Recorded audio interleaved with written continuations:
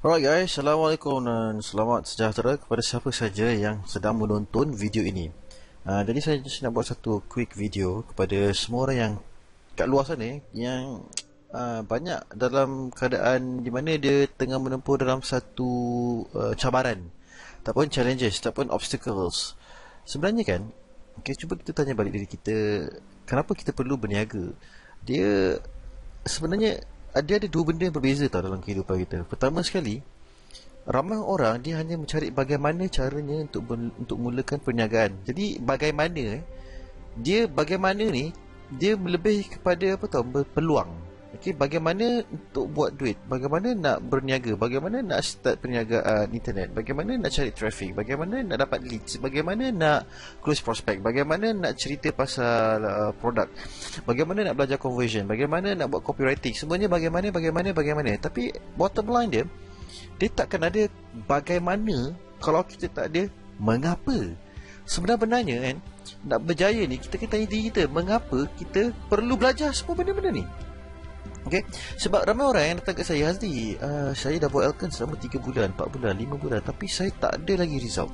Sebab apa? Sebab korang terlampau fokus sangat kepada bagaimana. Sedangkan korang tak ada kenapa korang buat Elkan, kenapa korang buat bisnes ni, kenapa korang kena berniaga, kenapa korang nak buat bisnes online. Apa pasal? Kenapa korang perlu berniaga? Korang kena tanya diri kau sendiri. Bukan saja bagaimana ni, ada banyak kaedah, ada banyak tips, peluang kat luar sana yang korang boleh belajar. Attend je mana-mana seminar. Even kat YouTube pun dah bersepah dah bagaimana cara dia nak run Facebook ads, bagaimana cara dia dapatkan CPC yang rendah, bagaimana cara dia nak buat YouTube video. Bersepah. Tapi kalau information kat luar sana ada banyak, and yet still 90% orang still gagal. Rasanya kenapa? Dia dah bukan lagi bagaimana tau. Dia bukan soal dia anda tahu ke, kau tahu ke, tak tahu. Bukannya siapa yang tahu rahsia ni dia berjaya semua hidup, dia kaya raya. Tak, bukan. It's not about that. Sekarang ni kenapa ramai orang gagal? Sebab dia tak ada mengapa. Dia tak ada kenapa. Kenapa aku perlu bersusah payah sekarang? Kenapa aku perlu buat bisnes ni? Kenapa aku sanggup bangun, tidur lambat pukul 3-4 pagi, tapi aku still bangun di awal pagi? Sebab apa? Sebab kau passion. Kita passion about something yang kita pegang. Itu yang panggil willpower. Willpower ni tak ramai orang ada tau.